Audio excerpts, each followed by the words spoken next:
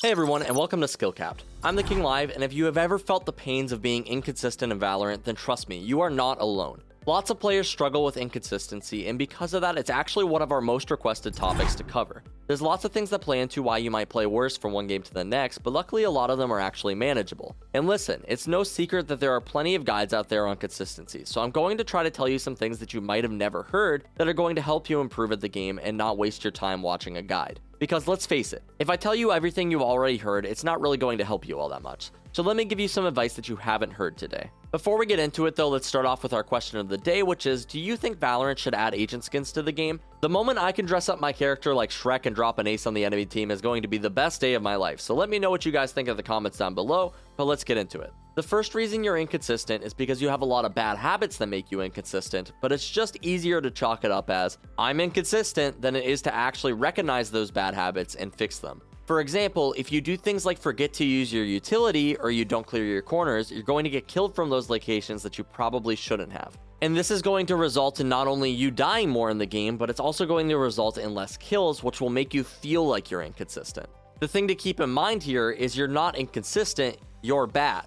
Alright, maybe I should be more specific when I'm calling our audience bad. You're not bad, you just have bad habits. But that's okay, we're getting closer to solving the problem. There's a lot more nuance here, and everyone has those bad habits, but that's okay. Over time, it's our job to recognize those bad habits and work to fix them. One of the big things I've noticed when playing an agent like Breach, for example, is I'll forget to use my Aftershock quite a bit. It's actually a pretty decent ability, and one of the best ways to use it is while running in onto site, use it to clear out a corner. There's lots of corners on the map, and if somebody's playing in that corner when you Aftershock it, they're pretty much dead. This is something that's so basic, yet so often I forget to do it, and I'm sure other players do as well. It's a bad habit. I forget to use that utility sometimes. And although I remember in a flash, do you know how many times I've died to someone behind this stupid flower pot because I forgot to Aftershock it? The thing is, with stuff like this, it feels inconsistent because sometimes I'm going to die to somebody behind this flower pot, and sometimes I'm not. But if I just cleared it every time, I would die a lot less to somebody behind it. Another example of this would be players who are taking unfavorable engagements frequently. If you're just swinging out into 1v2s all of the time, this is generally not going to be a favorable engagement.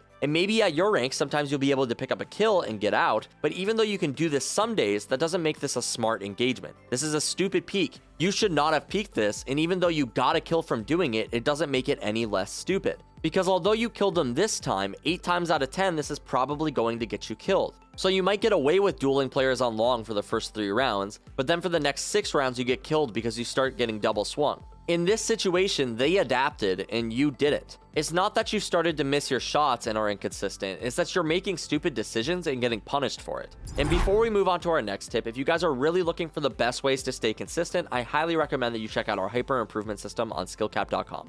We have up-to-date lineups, courses on how to improve with all agents, Smurf commentaries where a higher rank player walks you through how to carry in your rank, and so much more. Come join over 500,000 satisfied members, improve that KDA, and get the rank that you've always wanted at skillcapped.com. Link in the description below. But anyway, moving on to something slightly similar to the last example, but a bit different. Remember when I said one of your problems was you were not able to adapt? Yeah, that's a bigger problem for a lot of players than they realize. There's lots of players who just have their bag of tricks that they reuse every single game, and if they work, they win the match MVP, and if they don't work, they get absolutely crushed. That bag of tricks is what we call a gimmick. For example, a thing like double shock darts on Sova is a gimmick. You can get value out of them, it's really cool when you do, especially in the lower ranks. Gimmicks can be really strong because these players haven't seen them before and they don't know how to adapt to them. However, if you're relying on gimmicks to climb, eventually you're going to encounter players who do know how to handle them. And at that point, you're going to start having to deal with holes in your play a bit more. And it's not just the gimmicks that apply to this tip for the record. This is for any player who has only 1 or 2 ways to play the game. The best players are able to pick up any position or any agent and be able to find a few ways to play that position to decent effect. This is not to say that every agent is good in every position. That's actually not the case at all. However, if there is a problem on the map, they are willing to work and solve that problem any way that they can. They will make an attempt to adapt and try their best because this is a problem that needs to be solved. Sometimes your default playstyle is going to be great to counter an enemy team. Sometimes you're going to have to adjust what you're doing to deal with how they're playing. I think the biggest culprit for this is actually Sentinel players. They have 1 to 2 setups for each site that they use. They are normally just these big wombo combo setups where players will walk on a site and get alarm botted and then double swarmed, and it's GG's. But the first time you go against players who actually know how to deal with that utility, you realize how useless it becomes. Maybe a Raze is satcheling it to clear it out. Maybe players are just avoiding that area when executing. But suddenly you used all of your util on a gimmick that got very little value. Instead, adjusting your playstyle to something that is more guaranteed to get value can be a lot better. Placing your turret to spot one location and then placing your alarm bot to spot mid. Having a molly in the doorway to delay a push and a molly maybe in mid to delay that push. This is a solid setup that can bring a lot of value. You'll know if they're pushing mid, you'll know if they're pushing B, and you have swarms ready to halt for your team to rotate. Something like this is pretty guaranteed to provide value. Something like this is not guaranteed to provide value. It's just really impactful when it does. You can see how this would be a problem with consistency. If it's not guaranteed to provide value, it's going to be incredibly inconsistent. This is generally why better players rely on gimmicks less. They are not guaranteed to provide value. It would take a really long time for me to explain exactly how to be more solid in your matches, but the best advice I can give to you is stop trying to look to make big plays every round. If every single round you're looking to push through smokes, throw pop flashes, and have these crazy setups, it's probably going to come back to bite you.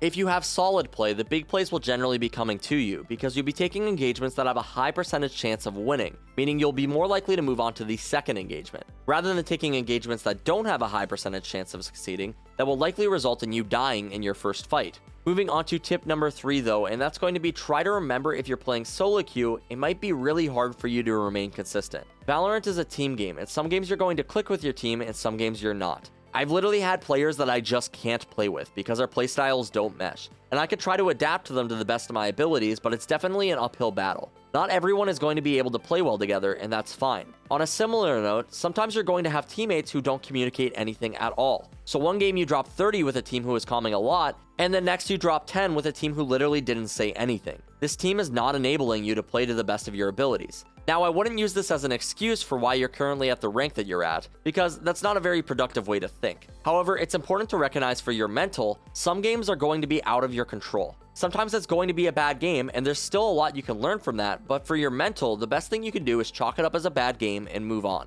Don't get caught up getting angry about performing poorly or having bad teammates. It's not worth it because getting upset over these things is something in your control, and those are things that are going to directly affect how consistent you are. Because if mentally you are not calm, it's going to make you play worse.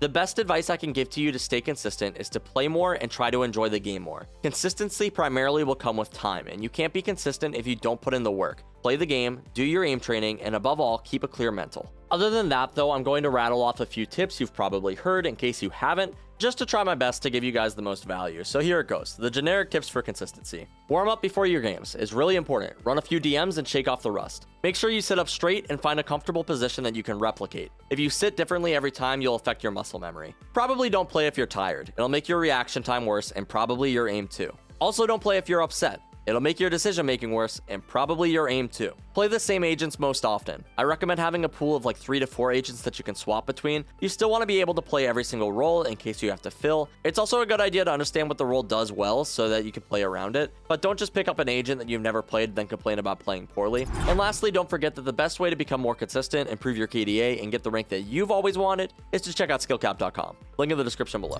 I hope this guide was helpful for you guys to get more of a perspective on consistency in Valorant. If it was, be sure to drop a like and subscribe to the channel down below. It really does help us out. And maybe if you have a friend who's wildly inconsistent, think of sending this video to them. Trust me, it'll upset them, but maybe it will help them in the long run. If you guys haven't answered our question of the day, which was, do you think this should add agent skins to Valorant? Be sure to do so in the comments down below. But that's going to be all for us today. As always, I'm the King Live, and we here at SkillCapped want to thank you all for watching. We'll catch you in the next one.